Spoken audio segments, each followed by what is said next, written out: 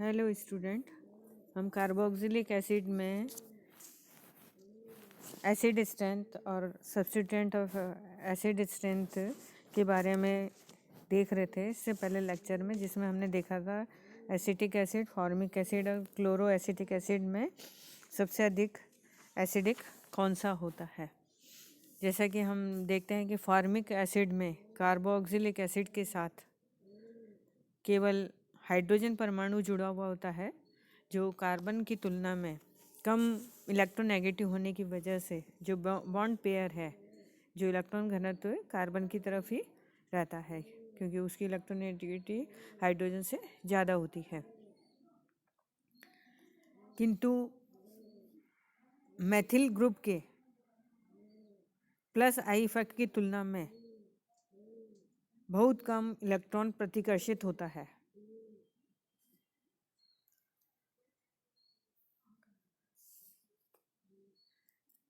Maithil group जो है वह इलेक्ट्रॉन डोनर होगा या इसको प्लस आई इफेक्ट होगा, तो उस केस में हम कह सकते हैं कि फॉर्मिक एसिड की एसिड स्ट्रेंथ जो होती है वह एसिटिक एसिड से अधिक होती है। इसी प्रकार क्लोरो एसिटिक एसिड के अंतर्गत हम देखते हैं तो क्लोरीन परमाणु जो अटैच्ड है, तो उसकी विद्युत ऋणता अधिक होने के कारण वह इलेक्ट्रॉन को अपने ओर आकर्षित करता है। जब इलेक्ट्रॉन आकर्षित करेगा तो कार्बन पे जो पॉजिटिव चार्ज था या इलेक्ट्रॉन न्यूनता थी, वह उसको और कम कर देता है। तो उस केस में जो OH बॉन्ड वाला बॉन्ड होता है वह आसानी से टूट जाएगा, क्योंकि कार्बन पर इलेक्ट्रॉन डेंसिटी कम हो गई है। और तो उस केस में CO बॉन्ड पेयर जो है उसको खींचने की शक्ति जो है वो बढ़ जाएगी, क्षमता जो है वो बढ़ जाएगी। तो उस केस में OH बॉन्ड जो है वो आसानी से ब्रेक हो जाएगा। तो उस केस में हम कह सकते हैं कि जो क्लोरो एसिटिक एसिड जो है वह सबसे अधिक स्ट्रॉन्ग एसिड होता है।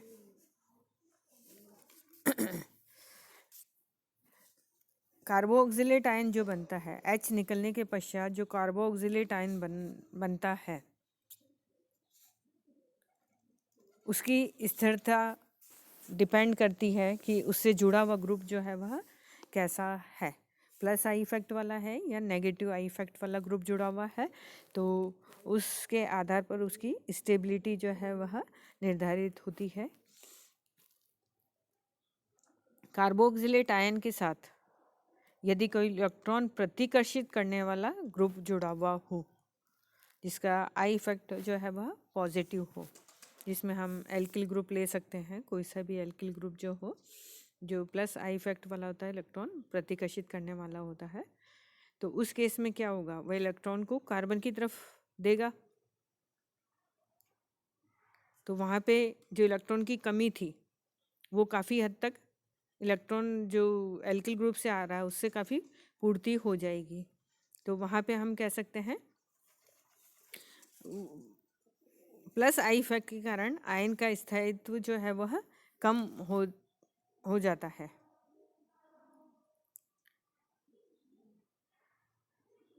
तो ऐसे कारक जो ऋण आवेश को बढ़ाने वाला होगा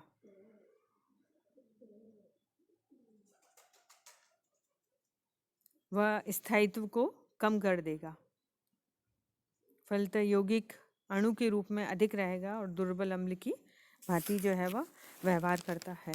तो यहाँ हम कुल मिला के कह सकते हैं कि अगर प्लस आई इफेक्ट वाला ग्रुप अगर जुड़ा हुआ होता है तो वो, क्योंकि इलेक्ट्रॉन डोनर होता है, तो उस केस में कार्बन पर जो इलेक्ट्रॉन न्यूनता थी, जिसके कारण से OH बॉन्ड जो वह ब्रेक हो रहा था, तो वो कम हो जाएगा, मीन्स उसका स्थायित्व जो है वह कम कर देता है और एसिड जो है वह वीक एसिड की भांति व्यवहार करता है। इसके विपरीत अगर कार्बोक्सिलेट आयन से ऐसा ग्रुप जुड़ा हुआ हो जिसकी इलेक्ट्रोनेगेटिविटी ज़्यादा हो या इलेक्ट्रॉन को आकर्षित करने वाला समूह होता है, तो उस केस में हम देखते हैं कि इलेक्ट्रॉन जो है वह समूह की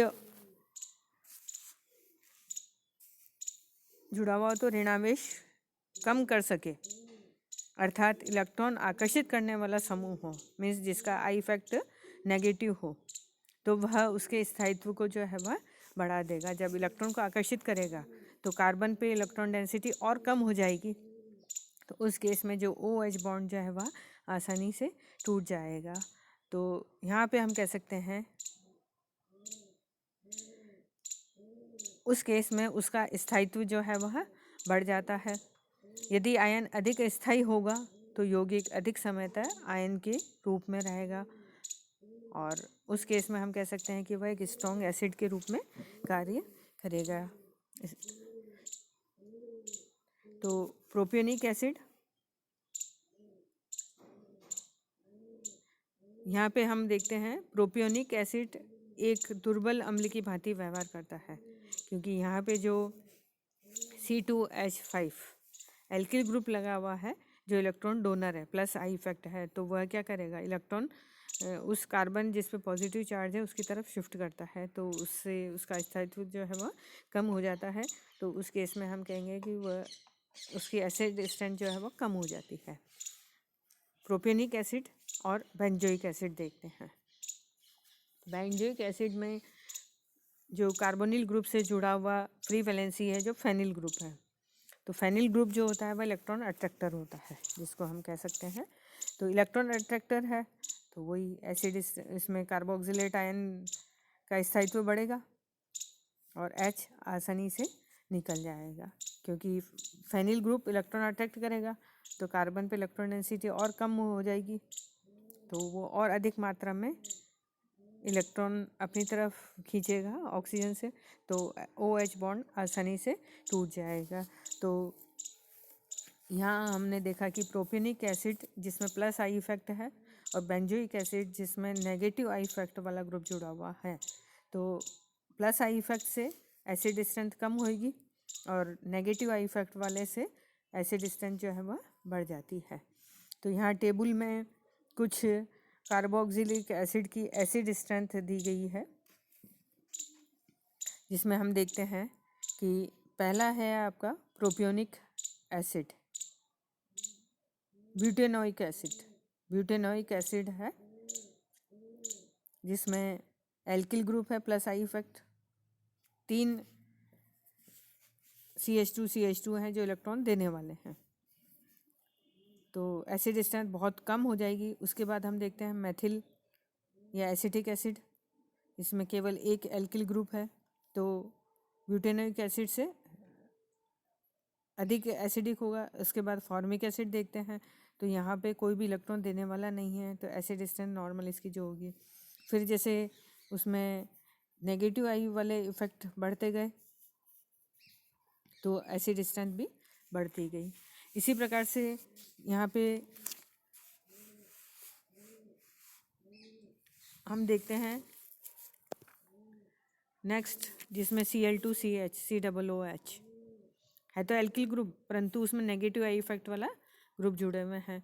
तो पहला 8वां वाला जो है उसमें 2 Cl2 हैं, 9वां वाला 3 Cl है, तो Cl2 की तुलना में Cl3 वाला जो कार्बोक्सिलिक एसिड होगा, हेलो एसिड, उसकी एसिड स्ट्रेंथ ज़्यादा होगी।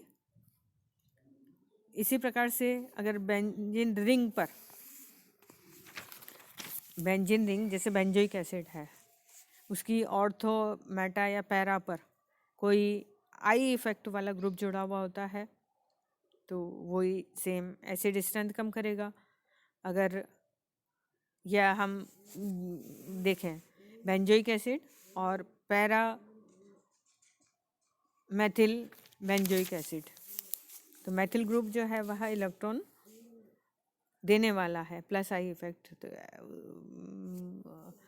जो कार्बोक्सिलेट आयन बनेगा उसकी स्टेबिलिटी कम होगी, तो एसिड स्ट्रेंथ कम होगी। तो बेंजोइक एसिड और पैरा मेथिल बेंजोइक एसिड में अगर कंपेयर करते हैं तो पैरा मेथिल बेंजोइक एसिड के प्लस आई इफेक्ट के कारण से उसकी एसिड स्ट्रेंथ कम हो जाएगी। तो इन दोनों में कंपेयर करें तो बेंजोइक एसिड जो है वह अधिक एसिडिक होगा in comparison to para methyl benzoic acid. इसी प्रकार से para chloro para nitro compounds में देखते हैं हम, तो पैरा क्लोरो बेंजोइक एसिड और पैरा नाइट्रो बेंजोइक एसिड। इन दोनों में अगर कंपेयर हम करते हैं तो दोनों ही नेगेटिव आई इफेक्ट वाले हैं, नेगेटिव आई इफेक्ट हैं। तो इन दोनों के पीके वैल्यू या एसिड स्ट्रेंथ ऊपर जो दिए गए हैं बेंजोइक एसिड से अधिक होती है, क्योंकि दोनों नेगेटिव वाले हैं तो एसिड स्ट्रेंथ बढ़ेगी। अब इसमें भी क्लोरो और नाइट्रो का अगर हम देखते हैं तो यहाँ पे क्लोरो ग्रुप जो है उसका आई इफेक्ट नेगेटिव है, परंतु आर इफेक्ट जो है वह पॉजिटिव होता है। तो नाइट्रो और क्लोरो में अगर अपन कंपेयर करते हैं तो नाइट्रो में जो इसकी स्ट्रक्चर हम लिखते हैं तो NO2, तो इसमें डबल बॉन्डेड ऑक्सीजन होता है, N डबल बॉन्डेड ऑक्सीजन और एक कोऑर्डिनेटेड बॉन्ड ऐसे होता है। तो ऑक्सीजन डबल बॉन्डेड है यहाँ पे, नेगेटिव आई तो है ही, साथ में इसका आर इफेक्ट भी जो है वह नेगेटिव है। तो इन दोनों में अगर कंपेयर करते हैं तो NO2 ग्रुप ज़्यादा इलेक्ट्रॉन अट्रैक्ट करने वाला है इन कंपैरिजन टू Cl। तो उस केस में nitro benzoic acid, para nitro benzoic acid की एसिड स्ट्रेंथ जो है वह ज़्यादा होगी in comparison to para chloro benzoic acid.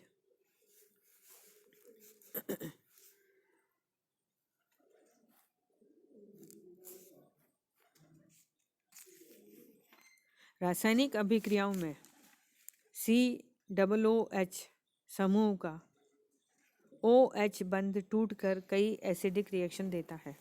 ये जब OH बॉन्ड टूटेगा तो वो H पॉजिटिव के रूप में निकलेगा, तो उसको हम कहते हैं एसिडिक प्रॉपर्टी वो शो कर रहा है। परंतु कई रिएक्शन ऐसी हैं जिसमें OH बॉन्ड भी टूटता है, जिसमें हम एग्जांपल ले सकते हैं एस्टरीफिकेशन आदि की जो रिएक्शन होती हैं वह OH बॉन्ड के टूटने के कारण से होती है। तो यहाँ पे हम कुल मिला के कह सकते हैं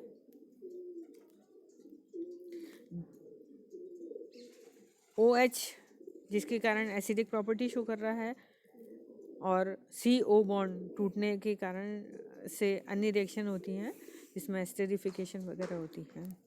नेक्स्ट पॉइंट है कि कार्बोक्सिलिक एसिड में हाइड्रोजन बॉन्डिंग जो है वह पाई जाती है। तो अल्कोहल के समान ही एसिड में भी, क्योंकि OH CO और OH एसिड ग्रुप जो है वह CO और OH ग्रुप है, तो वहाँ पे हम देखते हैं OH जो है ऑक्सीजन की इलेक्ट्रोनेगेटिविटी हाइड्रोजन से बहुत ज़्यादा है, तो जो बॉन्ड पेयर है वो ऑक्सीजन की तरफ रहता है, जिससे उस पर पार्शियल नेगेटिव और हाइड्रोजन पर पार्शियल पॉजिटिव आ जाता है। तो अल्कोहल के समान ही कार्बोक्सिलिक एसिड में भी डाइपोलर स्टेट होती है, जिसमें O partial negative H partial positive के कारण से अणु के मध्य इंटरमॉलिक्यूलर हाइड्रोजन बॉन्डिंग जो है वो पाई जाती है। इंटरमॉलिक्यूलर हाइड्रोजन बॉन्डिंग मतलब उसी अणु के एक से अधिक अणु जब आपस में हाइड्रोजन बॉन्डिंग करते हैं तो वह इंटरमॉलिक्यूलर हाइड्रोजन बॉन्डिंग कहलाती है। तो यहाँ पे OH ग्रुप की उपस्थिति के कारण O negative partial negative H partial positive के कारण इंटरमॉलिक्यूलर हाइड्रोजन बॉन्डिंग पाई जाती है, जिससे इन अणुओं में जब इंटरमॉलिक्यूलर हाइड्रोजन बॉन्डिंग होगी तो एसोसिएशन होगा, तो